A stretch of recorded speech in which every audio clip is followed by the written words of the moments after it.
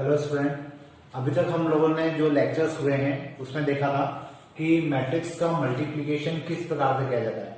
मैंने मैट्रिक्स के मल्टीप्लिकेशन में भी आपको कुछ अलग अलग मेथड्स बताई थी। जैसे अगर हमारे पास दो मैट्रिक्स है जिनके ऑर्डर एग्जैक्टली सेम है तो उनका मल्टीप्लिकेशन करना है, या हो सकता है जो लास्ट लेक्चर हुआ था या लास्ट हमारा जो वीडियो बना था आपने उसमें देखा होगा कि किस प्रकार से दो मैट्रिक्स जिनके ऑर्डर अलग अलग थे उनका हमने मल्टीप्लाई किया था। अब आज हम लोग कुछ उसमें नए तरीके के क्वेश्चंस कर रहे हैं। जैसे मेरे पास एक मैट्रिक्स है, इस मैट्रिक्स में मुझे क्या निकालना है, ए स्क्वायर। मेरे पास एक मैट्रिक्स ए है और मुझे निकालने के लिए बोला गया है ए स्क्वायर। तो यहाँ पे ध्यान रखिए कि जब भी आपको ए स्क्वायर निकालने के लिए बोला जाता है तो ए स्क्वायर का मतलब ये नहीं होता कि हम इन सारे एलिमेंट का स्क्वायर कर दें। यहाँ पे ए स्क्वायर निकालने का मतलब है कि आपको ए को ए से मल्टीप्लाई करना होगा। मतलब मैं क्या कहना चाह रहा हूं, अगर जैसे आपको ए स्क्वायर निकालने के लिए बोला गया है तो आपको क्या करना होगा, ए का स्क्वायर लिखना है। और ए का स्क्वायर लिखने का मतलब है कि आपको ए डॉट ए करना है। मतलब मैट्रिक्स में जब भी हम लोग एलिमेंट का स्क्वायर करते हैं तो वो स्क्वायर ए स्क्वायर के इक्विवेलेंट नहीं होता। यहाँ पे किसी मैट्रिक्स का स्क्वायर निकालने का मतलब है कि उस मैट्रिक्स को उसी मैट्रिक्स से मल्टीप्लाई कर देना। तो देखिए कैसे करेंगे, ये हो जाएगा 1 1 3 2 2 6 -1 -1 -3। फिर ये वाला जो ए है इसके लिए भी हमें यही मैट्रिक्स लिखना होगा 1 1 3 2 2 6 -1 -3। अब मेरे पास दो मैट्रिक्स है, दोनों मैट्रिक्स का मुझे क्या करना है, आपस में मल्टीप्लाई करना है। अब चूंकि दोनों मैट्रिक्स के ऑर्डर एग्जैक्टली सेम है तो ये मल्टीप्लाई किए जा सकते हैं। तो देखिए मल्टीप्लाई करेंगे तो मैं प्रोसेस आपको बता चुका हूं, एक बार फिर से देख लेते हैं। फर्स्ट मैट्रिक्स में हम लोग क्या लेते हैं, रो, और सेकंड मैट्रिक्स का क्या लेते हैं, कॉलम। तो इन दोनों का मल्टीप्लाई होगा, इसको लिखा जाएगा यहाँ पे 1.1 प्लस इन दोनों का मल्टीप्लाई होगा 1.2 प्लस इन दोनों का मल्टीप्लाई होगा तो हो जाएगा 3.-1। तो अभी मैंने फर्स्ट रो और फर्स्ट कॉलम का मल्टीप्लाई किया है। अब हम लोग फर्स्ट रो और सेकंड कॉलम का मल्टीप्लाई करेंगे तो 1 × 1 प्लस 1 × 2 प्लस 3 × -1। क्लियर? अब इसके बाद फर्स्ट रो और थर्ड कॉलम का मल्टीप्लीकेशन होगा तो 1 × 3 प्लस 1 × 6 प्लस 3 × -3।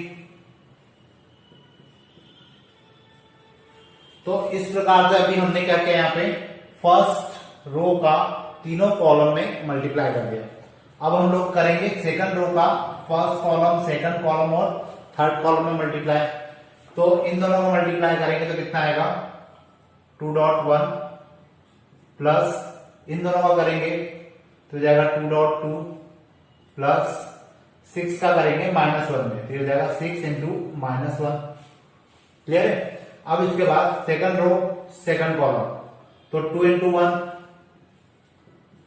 प्लस 2 का मल्टीप्लाई 2 में होगा तो हो जाएगा 2 × 2 प्लस 6 का मल्टीप्लाई -1 में करेंगे तो 6 × -1। ठीक है? अब इसके बाद सेकंड रो और थर्ड कॉलम तो यहां पे कितना आ जाएगा 2 × 3, फिर इस 2 का 6 में होगा तो 2 × 6, फिर इस 6 का मल्टीप्लाई -3 में होगा तो 6 × -3। अभी हमने दो रो का तीन कॉलम में हमने मल्टीप्लाई कर दिया है। लास्ट रो हमारी अभी भी बाकी है, इसका मल्टीप्लाई हम लोग करते हैं किसमें, फर्स्ट कॉलम में तो -1 × 1 प्लस -1 का 2 में होगा प्लस अब -3 का -1 में होगा। तो यहां पर कुछ इस प्रकार की वैल्यू हमारे सामने आएगी। इसके बाद इस रो का मल्टीप्लाई हम लोग करेंगे सेकंड कॉलम में तो -1 × 1 प्लस -1 का 2 में करेंगे -1 × 2 प्लस -3 का -1 में होगा तो यहाँ आ जाएगा -3 × -1। अब आप यहाँ पे एक बात नोटिस कीजिए कि जितनी भी नेगेटिव वैल्यू है उनको मैंने ब्रैकेट में लिखा है और आपको भी ब्रैकेट में लिखना है, उससे गलतियां जो मिस्टेक्स जनरली हो जाती है कैलकुलेशन में वो मिस्टेक नहीं होगी। अब लास्ट रो लास्ट कॉलम तो -1 × 3 प्लस इसका मल्टीप्लाई 6 में तो -1 × 6 प्लस -3 × -3 -3 × -3 यहां पे मेरा मैट्रिक्स बदल जाएगा। ठीक है ना। अब इसके बाद देखिए कि क्या करने वाले हैं हम लोग। यहां पर अब मुझे फाइनली आंसर लिखना है तो कैलकुलेशन करके हम लोग आंसर लिखते हैं। तो देखिए अब मैं डायरेक्ट लिखूंगा क्योंकि स्पेस की थोड़ी सी प्रॉब्लम है। तो ये हो जाएगा 1, ये हो जाएगा 2, ये हो जाएगा -3। तो 1 और 2 कितना हो गया 3, 3 - 3 कितना हो गया 0। अब इसकी बात करते हैं। ये हो जाएगा 1, ये हो जाएगा 2, ये हो जाएगा टोटल 3, 3 - 3 ये भी 0 हो जाएगा। फिर लास्ट की बात करते हैं। ये हो जाएगा 3, ये हो जाएगा 6। तो 3 और 6 कितना हो गया 9। 3 - 3 भी कितना हो जाएगा माइनस का 9। तो अल्टीमेट इसको आप कैलकुलेट करेंगे तो ये वैल्यू कितनी आने वाली है 0 आने वाली है। इसके बाद हम लोग 2, ये हो जाएगा 2, ये हो जाएगा 4। तो 2 और 4 कितना हो गया 6 और यहाँ पे हो जाएगा -6। तो मतलब 6 और -6 मिलके हमें क्या देने वाला है 0 देने वाला है। इसके बाद मैं यहाँ की बात करूं तो यहाँ पे हो जाएगा 4 और ये हो जाएगा 2 मतलब 6 अगेन और 6 का मल्टीप्लाई -1 में किया तो आ जाएगा -6। तो प्लस का 6 और माइनस का 6 आपको क्या देगा 0 देगा मतलब यहाँ पे भी 0 आ जाएगा। लास्ट इसमें अपन देखते हैं 6 और ये हो जाएगा 12 तो ये कितना हो जाएगा 18 और यहाँ पे जब इन दोनों का मल्टीप्लाई होगा तो कितना आएगा माइनस का 18। तो प्लस का 18 और माइनस का 18 मिलके आपको क्या देगा 0। ठीक है। लास्ट रो पे आते हैं अपन। ये हो जाएगा -1, ये हो जाएगा -2 तो -1 और -2 हो जाएगा -3 और ये हो जाएगा प्लस का 3। तो माइनस का 3 और प्लस का 3 विल गिव 0। यहां पे कितना आएगा -1, ये हो जाएगा -2, ये हो जाएगा +3। तो -1 और -2 हो जाएगा 3 माइनस का 3 और यहां पे हो जाएगा प्लस का 3। तो again we will get 0 and at the last -3 -6 मतलब हो गया माइनस का 9 और -3 × -3 प्लस का 9। तो माइनस का 9 और प्लस का 9 आपको क्या देगा अगेन 0। तो हमें ये जो मिला है ये क्या कहलाएगा a²। क्लियर है। तो इस प्रकार से आपको क्या करना है कि अगर आपसे a² के बारे में पूछा जाता है कि a² कैसे निकाला जाएगा तो आपको उस मैट्रिक्स का उसी मैट्रिक्स के साथ क्या करना होगा मल्टीप्लाई करना होगा। तो फाइनली आपको क्या मिलेगा a² मिल जाएगा। क्लियर है। होपफुली आपको समझ में आया होगा। अभी हम और क्वेश्चंस करेंगे तो आपको वो भी क्वेश्चंस क्लियर होते जाएंगे। तो स्टूडेंट हमारे पास जो नेक्स्ट क्वेश्चन है उसमें हमारे पास A, B और C लिखा हुआ है। मतलब हमारे पास 3 मैट्रिक्स है जिनके ऑर्डर जैसे इस मैट्रिक्स का ऑर्डर 1 × 3, इस मैट्रिक्स का ऑर्डर है 3 × 3 और इस मैट्रिक्स का ऑर्डर है 3 × 1। अब मुझे यहाँ पे क्या निकालने के लिए बोला गया है ABC निकालने के लिए बोला गया है। मतलब A × B × C मुझे निकालना है। तो मैंने सबसे पहले क्या निकाला AB। अब AB का मल्टीप्लीकेशन निकल भी सकता है या नहीं निकल सकता ये देखने के लिए हम लोग इसका ऑर्डर को चेक कर लेते हैं। तो यहाँ पे लास्ट में कितना आ रहा है 3 और यहाँ पे कितना आ रहा है 3। मतलब दोनों के ऑर्डर में फर्स्ट मैट्रिक्स का जो कॉलम है दूसरे मैट्रिक्स का जो रो है वो आपस में इक्वल है। इन दोनों का मल्टीप्लाई हो सकता है। तो इसकी जो फर्स्ट रो है वो फर्स्ट कॉलम से मल्टीप्लाई हो जाएगी। x का मल्टीप्लाई a के साथ हुआ तो कितना आ जाएगा ax। y का मल्टीप्लाई h के साथ हुआ तो ये हो जाएगा hy। z का मल्टीप्लाई g के साथ हुआ तो ये हो जाएगा zg। इसके बाद इसी रो का मल्टीप्लाई हम लोग नेक्स्ट कॉलम के साथ करेंगे तो ये हो जाएगा hx यहां लिखा। y का मल्टीप्लाई b में हुआ तो by, z का मल्टीप्लाई f में किया तो zf। फिर इसी रो का मल्टीप्लाई लास्ट कॉलम के साथ होगा x का मल्टीप्लाई g के साथ किया तो xg, y का मल्टीप्लाई f में किया तो fy और z का मल्टीप्लाई c में करेंगे तो zc। तो इस प्रकार से हमें कौन सा मैट्रिक्स मिल जाएगा, AB मैट्रिक्स। अब मुझे AB का मल्टीप्लाई किसमें करना है, C में, तो मैं यहां लिखूंगा ABC और इस मैट्रिक्स को तो मैंने लिखा एज इट इज, इसमें कोई चेंजेस नहीं है। और साथ में पीछे की तरफ क्या लिख दिया, ये C मैट्रिक्स, जो कि हमें अब मल्टीप्लाई करना है। अब इन दोनों मैट्रिक्स का मल्टीप्लाई हो सकता है या नहीं, तो देख लीजिए यहाँ पे 3 है और यहाँ पे भी 3 है, दोनों के ऑर्डर सेम है, ऑर्डर पूरे कंप्लीटली सेम नहीं है, लेकिन फर्स्ट मैट्रिक्स का जो कॉलम है, दूसरे मैट्रिक्स का जो रो है, वो आपस में इक्वल है। अगर वो आपस में इक्वल है तो हम लोग इन दोनों का मल्टीप्लीकेशन कर सकते हैं और इसका जो आंसर आएगा वो आएगा 1 क्रॉस 1 का, मतलब उसमें केवल एक ऐसा मैट्रिक्स आएगा जिसमें केवल एक ही एलिमेंट होगा। तो अपन इनका मल्टीप्लाई करते हैं। अब देखा जाए तो ये मेरे लिए एक एलिमेंट होगा, ये मेरे लिए एक एलिमेंट होगा और ये मेरे लिए एक एलिमेंट होगा। तो इस एलिमेंट का मल्टीप्लाई होगा x के साथ, इस एलिमेंट का मल्टीप्लाई होगा y के साथ, इस एलिमेंट का मल्टीप्लाई होगा z के साथ। तो इसमें अपन ने x का मल्टीप्लाई किया तो हो जाएगा ax² hxy और zgx, क्लियर। फिर बीच में प्लस का साइन आता है, इसमें मल्टीप्लाई होगा y का, फिर हो जाएगा hxy plus by² plus zfy और लास्ट जो एलिमेंट है वो z से मल्टीप्लाई होके आपको क्या देगा, xzg plus fyz plus z²c। इसके बाद फाइनली ये मेरा आंसर है। अगर आप यहां तक भी छोड़ते हैं कोई दिक्कत नहीं है, लेकिन ये थोड़ा सा असेंबल नहीं है या प्रॉपर ऑर्डर में नहीं है, तो इसको हम लोग थोड़ा ऑर्डर में लिख देते हैं। x² कहीं लिखा, by² आगे ले आए, z² यहां ले आए, फिर hxy कितना हो गया 2hxy, तो इसको अपन ने यहां लिख दिया। फिर zgx और xzg इसको भी अपन ने प्लस करके लिखा।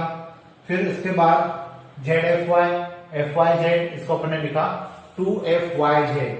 तो इस प्रकार से अगर आपके पास 3 मैट्रिक्स है तो आप उनका आपस में मल्टीप्लाई कर सकते हैं। अब आने वाले लेक्चर्स में अपन और भी कुछ मल्टीप्लिकेशन के टाइप्स पढ़ेंगे और अलग अलग टाइप के मैट्रिसेस को मल्टीप्लाई करके देखेंगे। आज के लेक्चर में हम लोग वापस से मैट्रिक्स मल्टीप्लिकेशन की ही बात करेंगे, जैसा हमने लास्ट लेक्चर्स में भी वही बात की थी, लेकिन उसमें हमने अलग अलग टाइप के मैट्रिक्स के मल्टीप्लिकेशन किए थे। आज उसी के ऊपर कुछ बेस्ड क्वेश्चन हम लोग करने वाले हैं। जैसे अभी आपके सामने 3 मैट्रिक्स दिए हुए हैं ABC और आपको प्रूव करने के लिए बोला गया है कि a² b² और c² किसके इक्विवेलेंट होता है, -i के इक्विवेलेंट होता है, आपको ऐसा बताना है। तो देखिए इस टाइप के क्वेश्चन को करने के लिए हमें क्या करना होगा, जैसे मुझे सबसे पहले तो a² निकालना होगा। तो मैं a² कैसे निकालूंगा, मैंने अभी लास्ट लेक्चर में भी आपको बताया था कि हम लोग a मल्टीप्लाई a करते हैं। जब हम लोग a मल्टीप्लाई a करते हैं तो इसका मतलब होता है कि मुझे 2 बार a मैट्रिक्स को लिखना होगा, i 0 0 और -i, यहां पे भी आ जाएगा i 0 0 और -i। अब इन दोनों के मल्टीप्लिकेशन की अगर हम लोग बात करें तो ये कितना आएगा, देखिए अब मैं डायरेक्ट मल्टीप्लाई करूंगा क्योंकि हम लोग काफी क्वेश्चंस कर चुके हैं। तो अब आप मल्टीप्लिकेशन समझ सकते हैं। i का मल्टीप्लाई i में हुआ तो i², 0 का मल्टीप्लाई 0 में हुआ तो 0, मतलब फाइनली यहाँ पे कितना मिलेगा, मुझे केवल i² मिलेगा। उसके बाद i का मल्टीप्लाई 0 में तो 0, 0 का मल्टीप्लाई -i में करेंगे तो यहाँ पे कितना आ जाएगा, 0 आ जाएगा। इसके बाद हम नेक्स्ट रो पे आ जाते हैं। 0 का मल्टीप्लाई i में किया तो ये हो जाएगा 0, इसका इसमें मल्टीप्लाई किया तो ये हो जाएगा अगेन 0। फिर 0 का मल्टीप्लाई हमने 0 में किया तो हमें 0 मिलने वाला है और -i का -i में करेंगे तो यहां पर हमें मिलेगा i²। अब आप लोग जानते हैं कि i² की जो वैल्यू होती है वो क्या होती है, -1, मतलब यहाँ पे जो मैट्रिक्स हमें मिलेगा वो हो जाएगा -1 0 0 और -1।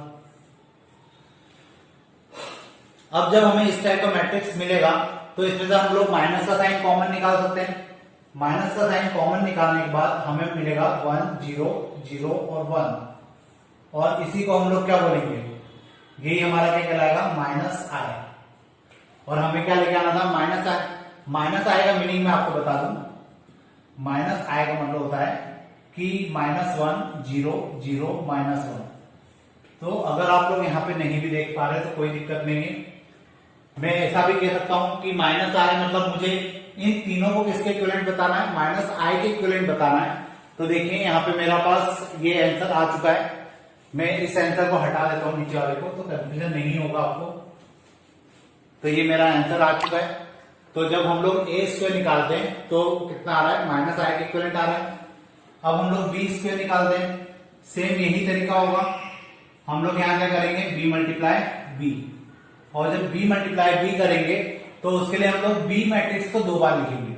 यहाँ पे आएगा 0 -1 1 और 0, फिर इसी के साथ मैट्रिक्स आ जाएगा 0 -1 1 और 0। और जब इनका मल्टीप्लाई होगा तो हमें क्या मिलेगा, देखिए 0 का 0 में हुआ, -1 का 1 में हुआ, तो यहां आ जाएगा -1, फिर 0 का इसमें हुआ तो 0, और इसको इसमें मल्टीप्लाई किया तो भी 0, फिर 1 को 0 में किया तो 0 आ जाएगा, 0 को 1 में किया तो 0 आ जाएगा, मतलब यहाँ पे भी मिलेगा 0। फिर 1 का -1 में किया तो -1, 0 इंटू 0 यहाँ आ जाएगा -1। तो हमारा देखिए आंसर आ चुका है, ये आंसर यहाँ पे भी आ रहा है, मतलब हमने बी स्क्वायर निकाला तब भी हमें क्या मिल रहा है, -1 0 0 और -1। इसके बाद हम लोग निकालते हैं सी स्क्वायर। तो जब हम लोग सी स्क्वायर निकालेंगे मतलब अब हमें सी वाले मैट्रिक्स को कितने बार रखना है, 2 बार। तो सी वाले मैट्रिक्स को हम लोग लिखेंगे सी डॉट सी, यहां आ जाएगा 0 I और 0, और इसी मैट्रिक्स को वापस से लिखते हैं 0 I और 0। अब अगर मैं इन दोनों का मल्टीप्लाई करूं तो क्या होगा, देखिए 0 का 0 में हो गया, I का I में हुआ तो यहाँ पे आ जाएगा I स्क्वायर, 0 का 0 और I इंटू 0 मतलब अगेन 0, I इंटू 0 मतलब 0 हो जाएगा, 0 इंटू I मतलब 0 हो जाएगा, तो यहाँ पे फाइनली क्या आएगा, 0 आएगा। फिर इस I का इसमें किया तो I स्क्वायर, इसका इसमें मल्टीप्लाई किया तो 0, तो I का I में करेंगे तो यहाँ पे कितना आने वाला है, I स्क्वायर, और ये तो ऊपर वाले स्क्वायर जैसे आ रहा है। मतलब आप लोगों को पता होगा कॉम्प्लेक्स नंबर में हमने पढ़ा था आई स्क्वायर की वैल्यू कितनी होती है, -1, तो इसकी जगह हम लोग क्या रखेंगे, -1, तो ये हो जाएगा 0 और -1। तो इस प्रकार से आपका जो ये पोर्शन आपको प्रूव करना था वो देखिए अपन ने डायरेक्ट कर दिया है। आपको एग्जाम में भी इसी प्रकार से करना है, आपको स्टेप बाय स्टेप नहीं जाना है, डायरेक्ट मल्टीप्लीकेशन ही करना है। मैंने इसके पहले वाले लेक्चर्स में जो मल्टीप्लीकेशन करना आपको सिखाए थे वो केवल आपके नॉलेज के लिए थे, आपको सिखाने के पॉइंट ऑफ व्यू से उतनी स्टेप लिखी गई थी। इतने स्टेप आप लोग एग्जाम में नहीं लिखेंगे, आप लोग केवल डायरेक्ट इस प्रकार से क्वेश्चन सॉल्व करेंगे और आपका आंसर निकल जाएगा। सो नेक्स्ट क्वेश्चन है, यहाँ पे आपके पास 2 मैट्रिक्स है, ठीक है, इसको आप ब्रैकेट नहीं मानिए, ये कर्ली ब्रैकेट भले हमारा ब्रैकेट का रोल प्ले कर रहा है, लेकिन अंदर जो स्क्वायर ब्रैकेट है वो आपके पास एक्चुअल में मैट्रिक्स है। कितनी बार स्टूडेंट को जब ये क्वेश्चन मिलता है तो कंफ्यूजन में आ जाते हैं कि किस टाइप का क्वेश्चन है, लेकिन ये है मैट्रिक्स ही, ये भी एक मैट्रिक्स है।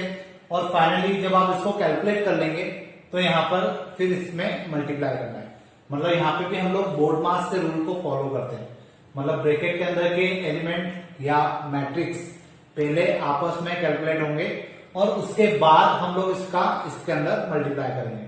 तो अपन इसको करते हैं, क्या होगा इसके अंदर, देखिए सबसे पहले तो आगे वाला मैट्रिक्स हम लोग एज इट इज लिख देते हैं, और जो पीछे वाला मैट्रिक्स है उसमें 5 का मल्टीप्लाई हो जाएगा, तो ये कितना आएगा 15 और 20, और जो पीछे मैट्रिक्स चल रहा है वो मैट्रिक्स तो एज इट इज चलने वाला है, क्योंकि उसमें भी हमने कुछ चेंजेस नहीं किए, तो यहां पे आ जाएगा 1 4 8 2 6 और 10। इसके बाद अब इन दोनों मैट्रिक्स को हमें क्या करना है, ऐड करना है, तो हमें यहां पे क्या मिलेगा, ये हो जाएगा 16 और ये हो जाएगा 22, और अब ये वाला कर्ली ब्रैकेट अपन हटा देते हैं और यहां लिखते हैं 1 4 8 2 6 और 10। अब मुझे फाइनली क्या करना है, इन दोनों मैट्रिक्स को मल्टीप्लाई करना है, तो आपको लगता है कि क्या ये मैट्रिक्स आपस में मल्टीप्लाई हो सकते हैं? तो ये देखने के लिए हम लोग इसका ऑर्डर लिखते हैं। तो इसका ऑर्डर कितना, हमारे पास दो मैट्रिक्स आ गए। अब इन दोनों मैट्रिक्स का मुझे केवल और केवल क्या करना, मल्टीप्लाई करना बाकी है। तो मल्टीप्लाई हम लोग उसी प्रकार से करेंगे जैसा अभी तक हम लोग करते हुए आ रहे थे। तो अब यहाँ पे क्या होगा, फर्स्ट रो का मल्टीप्लाई इसमें होगा, तो 16 इंटू 1 16 प्लस 22 इंटू 2 कितना हो जाएगा 44। फिर इसी रो का मल्टीप्लाई हम इस कॉलम में करेंगे, तो 16 इंटू 4 हो जाएगा 64 प्लस 22 का 6 में करेंगे तो ये हो जाएगा 132। फिर इस रो का मल्टीप्लाई हम लोग इस कॉलम में करेंगे तो कितना हो जाएगा 16 इंटू 8 होगा 128, 22 का 10 में करेंगे तो ये हो जाएगा 220। अब ये जो मैट्रिक्स हमें मिला है इसका ऑर्डर क्या होगा 1 क्रॉस 3। ठीक है, अब ये मेरा भी आंसर नहीं है, अभी मुझे इसको और थोड़ा सा कैलकुलेट करना है। एक स्टेप और लिखी जाएगी, 16 और 44 मिलकर हमें देंगे 60, 64 और 132 मिलकर हमें देंगे 196 और लास्ट में यहां से हमें मिलेगा 338 नहीं 348, 220 यहां पर आ जाएगा 8, 2 और 2 4 और आगे आ जाएगा 3। तो हमारा ये फाइनल क्या होगा आंसर होगा। तो देखिए इस मैट्रिक्स में कुछ ज्यादा नहीं था, केवल दो मैट्रिक्स थे हमारे पास ब्रैकेट के अंदर। बोर्ड मास का रूल फॉलो किया, इसमें पहले 5 का मल्टीप्लाई किया, फिर इन दोनों मैट्रिक्स को हमने ऐड किया और जो हमें मैट्रिक्स मिला उस मैट्रिक्स को हमने इसमें मल्टीप्लाई कर दिया, तो फाइनली हमें आंसर मिल गया। तो इस प्रकार से अभी मैट्रिक्स मल्टीप्लीकेशन के ऊपर हम और भी क्वेश्चंस करेंगे। तो अब जब भी नेक्स्ट लेक्चर होगा उसमें मैं आपको थोड़े से और मल्टीप्लीकेशन के अलग अलग जो वैरायटी है, जो क्वेश्चंस की हमारे पास, हम लोग उनके ऊपर काम करेंगे। आज हम लोग कुछ और मैट्रिक्स के क्वेश्चंस देखेंगे। अभी लास्ट जो लेक्चर्स हुए थे उसमें हमने देखा था कि मैट्रिक्स को हम लोग ऐड कैसे करते हैं, माइनस कैसे करते हैं और फिर हमने कुछ मल्टीप्लीकेशन भी देखे थे। अब आज हमें उसी को आगे थोड़ा सा मैट्रिक्स मल्टीप्लीकेशन के ही कुछ और क्वेश्चंस को देखना है। तो आज के लेक्चर में हम लोग देखेंगे कि किस प्रकार से आपके पास एक मैट्रिक्स ए गिवन है और आपको एक इक्वेशन दी गई है और आपको बोला गया है कि आपको एफ ऑफ ए निकालना है। तो इस टाइप के क्वेश्चंस में एफ ऑफ ए अगर आपको फाइंड आउट करना है तो आपको क्या करना होगा, यहाँ पे पहले तो हम लोग इस ए को यहाँ पे रख देते हैं, तो हमें क्या इक्वेशन मिल जाएगी, F of A equal to A square minus f5a plus 6। मतलब मुझे अगर इस इक्वेशन में एफ ऑफ ए की वैल्यू को निकालना है तो मुझे इस इक्वेशन को सॉल्व करना होगा। यहाँ पे ए स्क्वायर का मीनिंग आपको पता है, ए स्क्वायर मतलब होता है कि हमें ए का ए से ही मल्टीप्लाई करना है, क्योंकि हम लोग लास्ट लेक्चर में देख चुके थे। उसके बाद 5 में जो 5 है उसका मल्टीप्लाई हम लोग करेंगे ए मैट्रिक्स के अंदर। फिर लिखा है 6। यहाँ पे जनरली स्टूडेंट से बहुत बड़ी गड़बड़ हो जाती है, वो मैं भी आपको आगे क्वेश्चन बताऊंगा कि क्या गड़बड़ होती है। तो देखिए कैसे करेंगे इसको हम लोग। जैसे मैं इसी को लिखने की कोशिश करता हूँ यहाँ पे, तो ये हो जाएगा F of A equal to A square को मैं लिखूंगा यहाँ पे A multiply A minus 5a plus 6। अब ये मैट्रिक्स होगा, ये हमें क्या देगा, एक सिंगल मैट्रिक्स देगा, लेकिन 6 एक इंडिविजुअल एलिमेंट है। तो क्या हम 6 को किसी मैट्रिक्स में ऐड कर पाएंगे? नहीं कर सकते। तो यहां पर आपको अपने मन से आई लिखना होगा। आई का मतलब होता है आइडेंटिटी मैट्रिक्स। स्टूडेंट इस 6 को लेके उलझ जाते हैं कि इस 6 का हम लोग करें क्या, क्योंकि यहाँ पर दिक्कत क्या आती है कि आपके पास 6 तो है और यहाँ पे 2 मैट्रिक्स है, तो 2 मैट्रिक्स के अंदर 6 को आप लोग किस प्रकार से ऐड करेंगे ये आप लोग जज नहीं कर पाते और फिर यहाँ पे आंसर या तो गलत आता है या स्टूडेंट इसको आधे ही छोड़ के आ जाते हैं। तो फिलहाल यहाँ पे हम लोग क्या लिखेंगे, अपने मन से आय लिखेंगे। कितनी बार क्वेश्चन में यहाँ पे आय दे दिया जाता है और कितनी बार हमें लिखना पड़ता है। ठीक है, अब इसको हम लोग सॉल्व करते हैं। तो ए की जगह क्या आ जाएगा, ए मैट्रिक्स 2 0 1 2 1 -3 1 -1 एंड 0।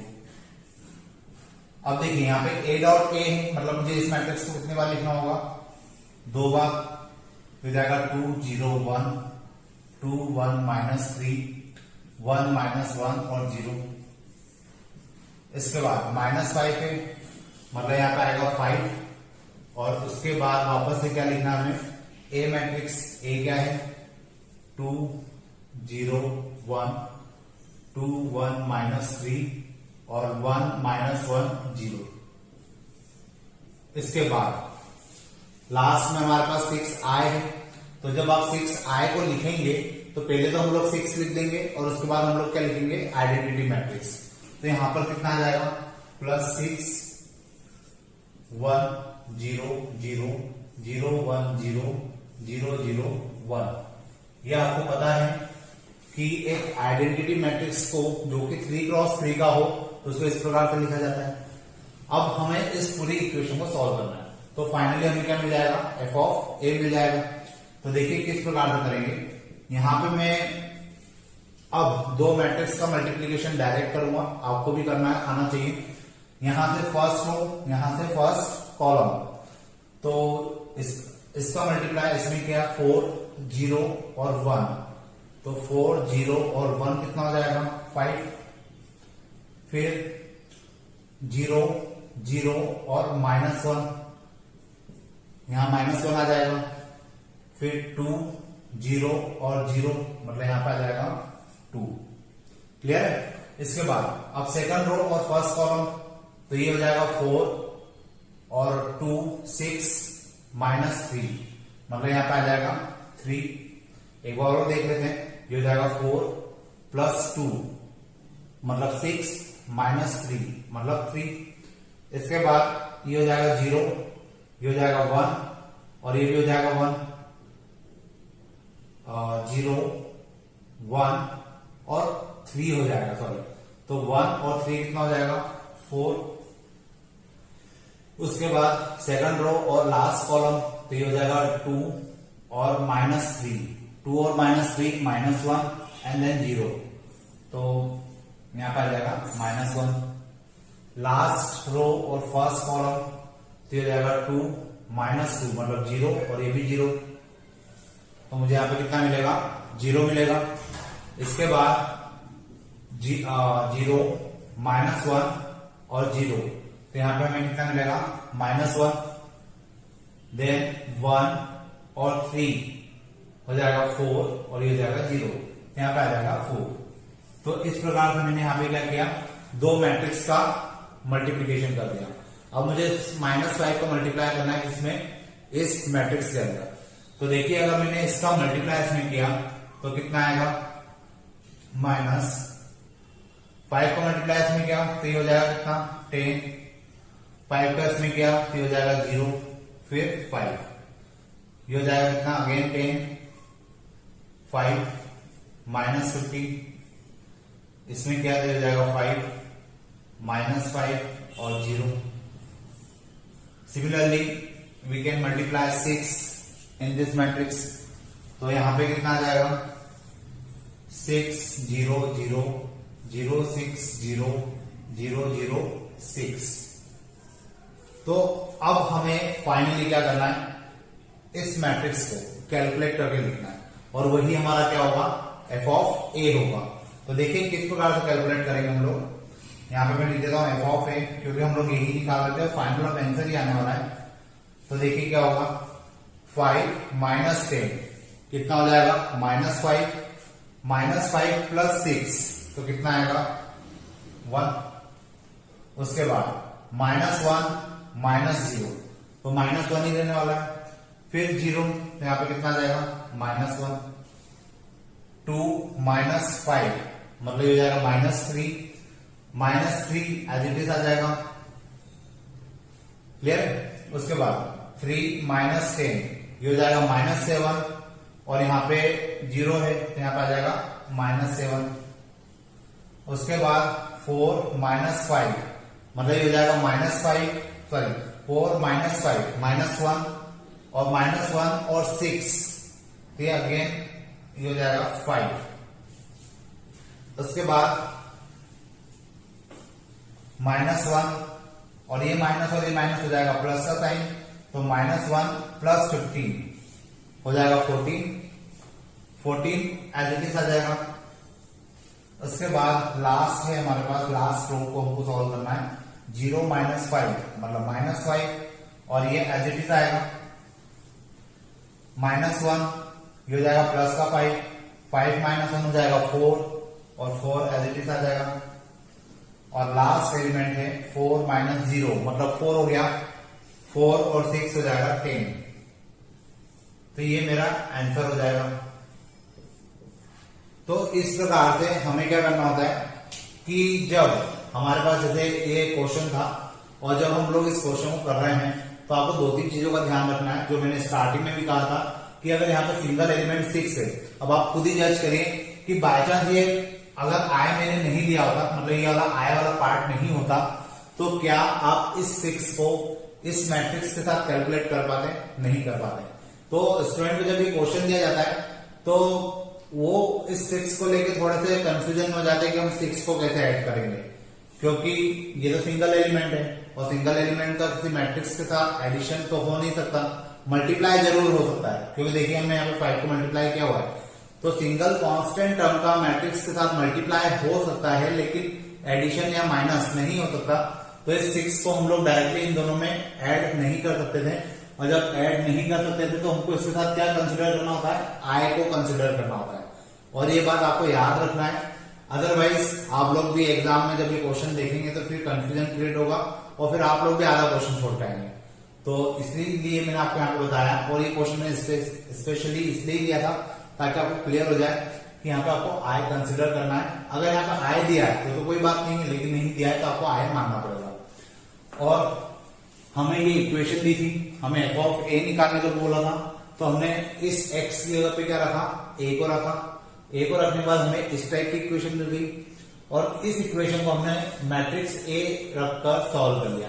तो जब मैट्रिक्स ए रखकर हम लोग इसको सॉल्व करते हैं तो हमें पूरी एक इक्वेशन मिल जाती है।